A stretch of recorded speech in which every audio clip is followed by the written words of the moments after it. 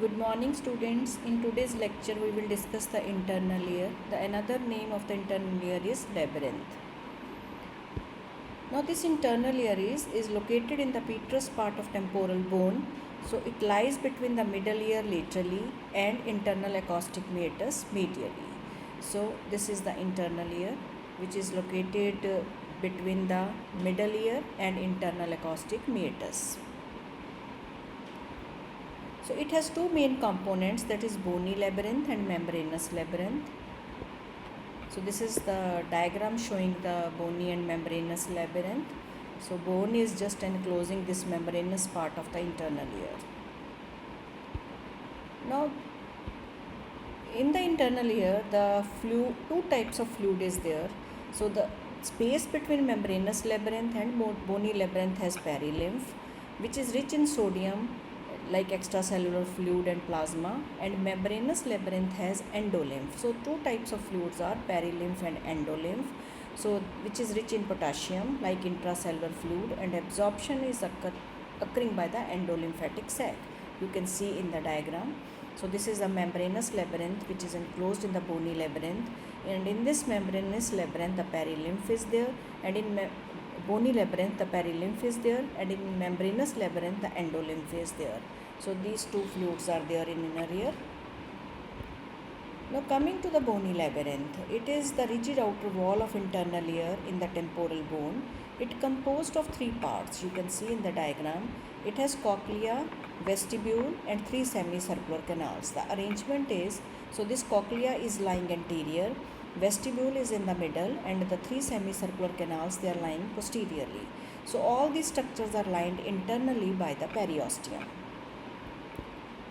Now the components of the bony labyrinth, if we see what are the contents of bony labyrinth, it has membranous labyrinth and perilymph. Now this is the diagram showing the outer is the bony labyrinth. In this bony labyrinth the perilymph is there, then the membranous labyrinth is lying, which is enclosing the endolymph.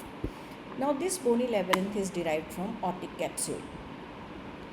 Now if we see broadly, we have seen in the diagram that bony labyrinth has three parts, that is bony cochlea, bony vestibule and semicircular canal. So we will discuss these three structures one by one.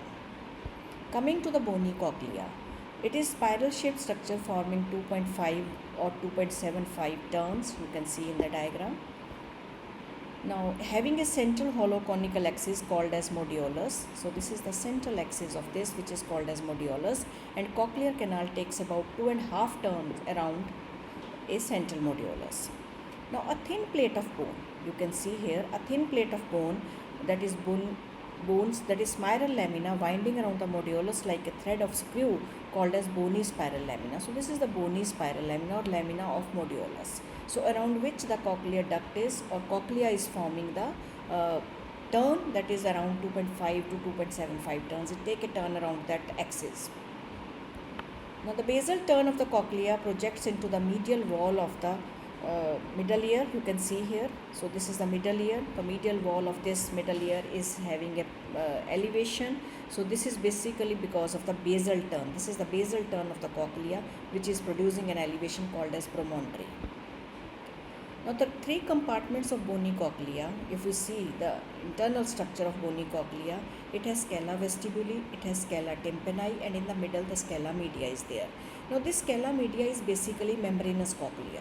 So this whole, naturally I have told you that fluid present in the bony labyrinth is perilymph. It means in scala vestibula perilymph is there, in scala tympani the perilymph is there, but this is the scala media, which is membranous cochlea, it is having endolymph.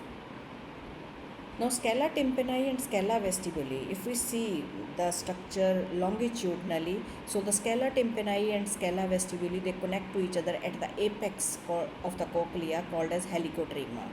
Now this is the part, this is the middle ear, this is the basal turn of the cochlea, which is going to form an turn, that is 2.5 to 2.75 turn around this axis. So central portion is basically membranous cochlea, and the upper part is scala vestibuli, lower part is scala tympani. You can see the vibration of the sound, how it is traveling. Now the scala tympani, this scala tympani is connected with the subarachnoid space through aqueduct of cochlea, because whatever be the fluid is there, in this, that has to be circulated. So the scala tympani is connected with this aqueduct of cochlea with the subarachnoid space. So you can see here how it is basically connected with that. Now coming to the next part of the bony labyrinth is bony vestibule. Now central part of the bony labyrinth situated in front of semicircular canals and behind the cochlea. So this central portion is given the name vestibule. Coming to this bony vestibule again, the lateral wall has fenestra vestibuli, that is oval window closed by foot plate of stapes. So naturally it is connected with that of middle ear. So foot plate of stapes, it closes this window which is called as oval window. This is receiving opening of the three semicircular canals. You can see 1, 2 and 3. So the three semicircular canals are received to the vestibule.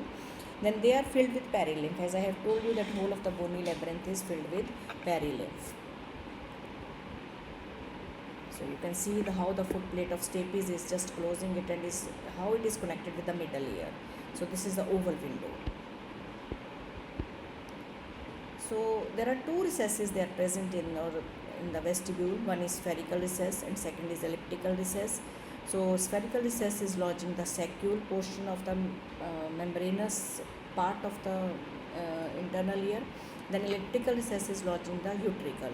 So saccule and utricle, they are lying within the vestibule portion of the bony labyrinth, and saccule and utricle, they are the part of the membranous labyrinth. So this is important.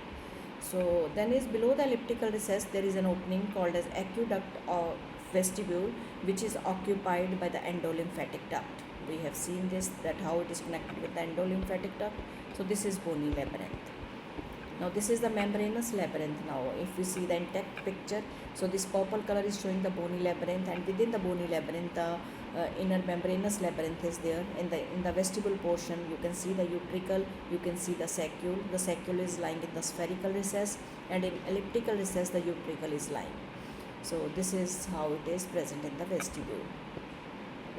So this is the picture which is showing basically the membranous labyrinth. So this is the intact picture, this is bony labyrinth, this is the membranous labyrinth. So in the cochlear, bony cochlea, this cochlear duct is lying. Then in the vestibule, utricle and saccule is lying, which are connected with the endolymphatic duct, and they are connected to the basically sac through this duct, endolymphatic duct. Coming to the semicircular canal, bony semicircular canal. So these are the canals which are located posterior superior to the bony vestibule. You can see here. So this is light blue color is the bony labyrinth. So these are the bony canals, semicircular canals, which are filled with perilymph. So there are three bony semicircular canals, that is anterior, posterior and lateral. You can see anterior, this is the posterior one, and this is the lateral one. So these are the two, and these canals are opening into the bony vestibule by 5 openings, you can see. So 5 openings are there. So why not 6, I will tell you. So each canal has ampullated and non-ampullated portion, you can see. So if you see the lateral canal, it has ampullated portion, non-ampullated portion. Now this is the ampullated portion of the anterior semicircular canal. So this is the ampullated portion of posterior semicircular canal. Now non-ampullated portion of this and this, they join to form the crus commune. So that's why they have common opening in the vestibule. So that's why there are 5 openings of the semicircular canal in the vestibule. So these canals, they are occupying or containing the semicircular duct, which are lying in plane that are right angle to each other. You can see. So the plane is at right angle to each other. Now non-ampullated end of anterior and posterior semicircular canal, they join to form the crus commune, as I have told you. Then they open into the vestibule. So this is a diagram showing the different canals, how they are opening and how they are present. Coming to the next portion, the membranous labyrinth, which is the basically membranous part of the internal ear lying in the bony labyrinth. So it has these components. It has cochlear duct lying in the bony cochlea. It has saccule and utricle, which are lying in the vestibule portion of the bony cochlea. Then it has semicircular ducts, which are lying in the semicircular canal of bony labyrinth. Then endolymphatic duct and sac. So saccule and utricle is lying in vestibule, semicircular duct and they are lying in the semicircular canal of the bony labyrinth. So these are the part of the membranous labyrinth. Now if we have to discuss the internal ear, we discuss the internal ear into 2 components, bony and membranous. Bony we have already discussed with three subdivisions: cochlea, vestibule, and semicircular canal. And in membranous labyrinth, we will discuss it under four headings: cochlear duct, saccule and utricle, semicircular duct, and endolymphatic duct and sac. Now coming to the membranous labyrinth, further continuing with that, it is a basically series of communicating sacs lying within the bony labyrinth, which is filled with endolymph. So again, they are arranged from anterior to posterior side. So cochlear duct, utricle and saccule, semicircular ducts, and endolymphatic duct and sac. Now relationship between the various part of the membranous labyrinth is, now this is a utricle, this is a saccule. Now this utricle receives the opening of three semicircular duct, this is important. Then utricle is communicating with the saccule through the utriculosaccular duct, you can see here. The endolymphatic duct is arising from the utricular duct and terminates into endolymphatic sac, and saccule is connected with the cochlear duct or scala media by ductus reunion. So this is how these ducts or these sacs are connected with each other. Coming to the membranous cochlea or cochlear duct or scala media. Now blind coiled forming basically 2.75 turns, as I have told you. The triangular in cross section, if you see it, it is triangular in cross section, occupies the middle part of the bony cochlea. So it is triangular in cross section occupying this portion between scala vestibule and scala tympani.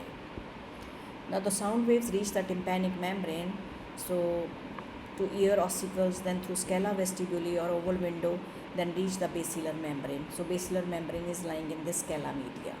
So this is how it is traveling. Now this membranous cochlea has three walls, you can see. Now we are going to discuss this portion, this triangular cross section.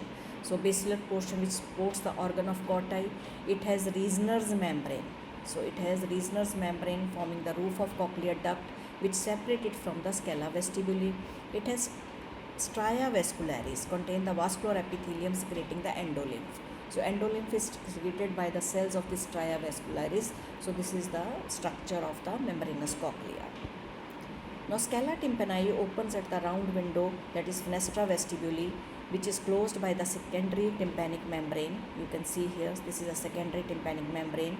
Then aqueduct of cochlea is a tubal canal communicate perilymph with the CS of subarachnoid space. Now this scala vestibuli was communicating with which structure? Middle ear. Through footplate of stapes it is closed, so it becomes oval window. Now scala tympani is connected, opens at the round window. You can see here, this is fenestra cochlea, so which is also known as a secondary tympanic membrane, and another communication of the scala tympani is with the subarachnoid space in which the CSF is lying. So this communicating the perilymph with the CS of subarachnoid space. Now coming to the spiral organ of Corti, we are going to focus this structure now. Receptors of the hearing located inside the cochlear duct. Cells are sensory hair cells, and different types of sporting cells are present. So these two types of cells they are lying. Cells are arranged on basilar membrane. You can see this is the basilar membrane. So all these cells are resting on the basilar membrane. Sensory hair cells are arranged in two layers. Inner hair cells are arranged in single row, and outer hair cells. So this is the inner and outer hair cells. So they are arranged in different rows.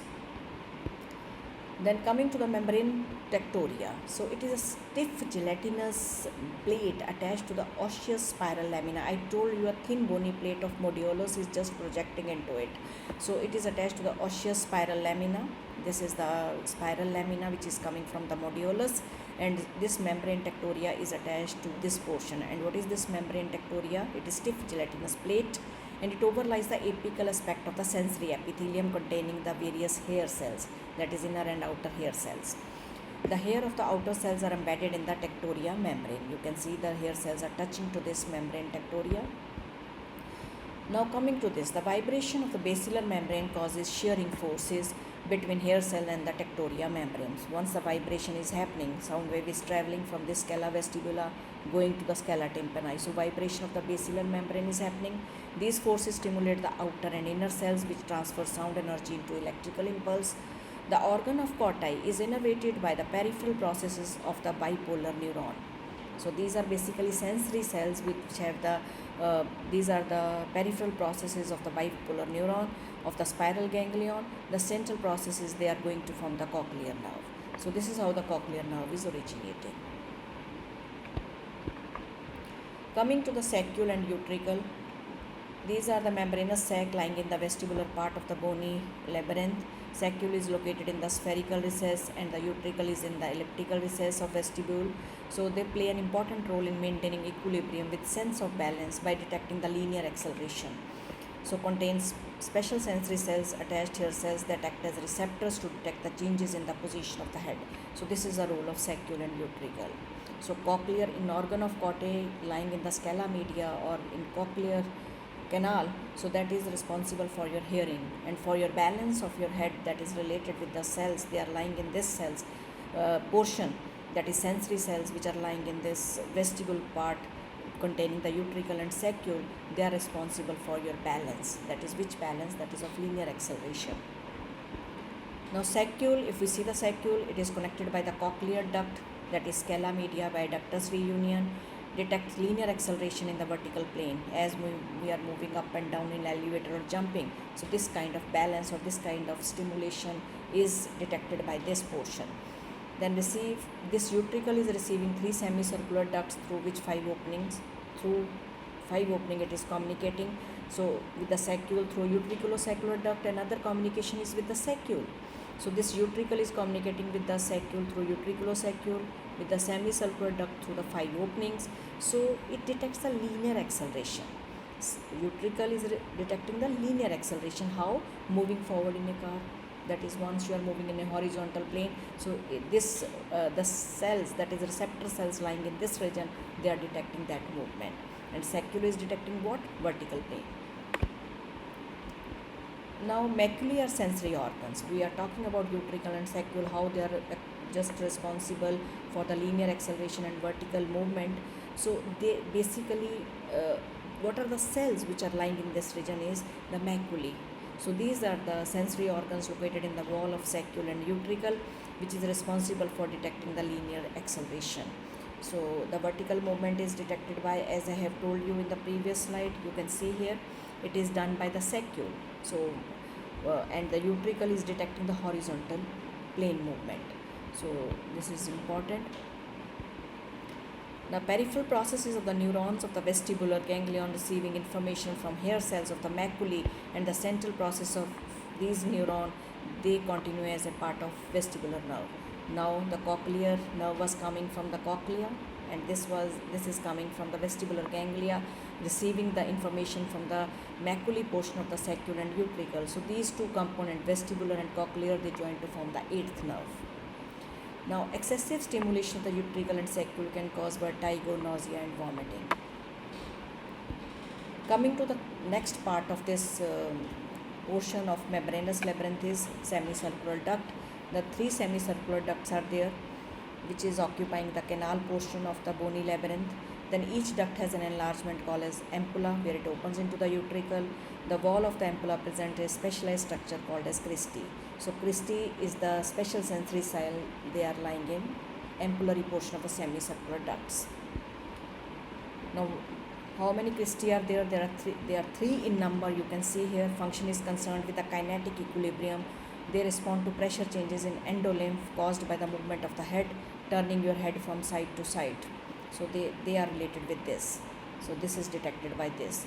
The hair cells of the cristae of the semicircular ducts are innervated by the peripheral processes of the bipolar neurons of the vestibular ganglion. The central processes of these neurons, they form the vestibular nerve. So maculae was lying here and cristae are lying here. So both they join to form the vestibular nerve. So basically the ganglia is having the nerve cell body. The central processes are basically innervated by this. You can see the peripheral processes of these bipolar neuron, they are just innervated or coming from this, and the central processes are going to form the nerve. So this is how the vestibular component of the vestibulocochlear nerve, that is 8th nerve, is formed. Coming to the blood supply of inner ear, the bony labyrinth receives its blood supply from 3 arteries which also supply the surrounding temporal bone, that is anterior tympanic, petrosal and stylomastoid. The origin of these arteries is from maxillary artery, from middle meningeal artery and from posterior auricular artery respectively. The membranous labyrinth is supplied by labyrinthine artery, which is a branch from the inferior cerebellar artery or occasionally the basilar artery. So this artery divides into two branches, one cochlear and two vestibular branches. Vestibular branches are going to supply the vestibular apparatus and cochlear branch is going to supply the cochlear duct. Now I think this thing is clear to you. The cochlear duct is related with the organ of hearing basically. This vestibular apparatus having the cristae and maculae lying in the semicircular canal and the utricle and saccule respectively, they are going to form the vestibular apparatus. The venous drainage of the inner ear is through the labyrinthine vein, which empties it into the sigmoid sinus or inferior petrosal sinus. Coming to the clinical aspect, so Meniere's disease is the clinical aspect related with this. The chronic inner ear disorder that leads to recurrent episodes of vertigo, hearing loss and tinnitus. Cause may be build-up of inner ear fluid called as endolymph. So when the pressure it rises in this endolymph, it results into this disease. Too much endolymph can disrupt the hearing and balance signals to the brain. It may occur due to allergies, infection of the ear or blockage of the inner ear affecting drainage of the endolymph or maybe due to head injury. So these are the causes which can lead to this disease. So what are the main symptoms of this disease? Unbalanced ear pressure. Patient will come to you with this complaint, the unbalanced ear pressure, dizziness is there, then tinnitus is there, that is ringing sensation, ringing bell sensation is there, then vertigo is there, then nausea and vomiting is the feature, and once we just ignore the condition, the hearing loss may occur. So this is all about the internal ear. Thank you very much.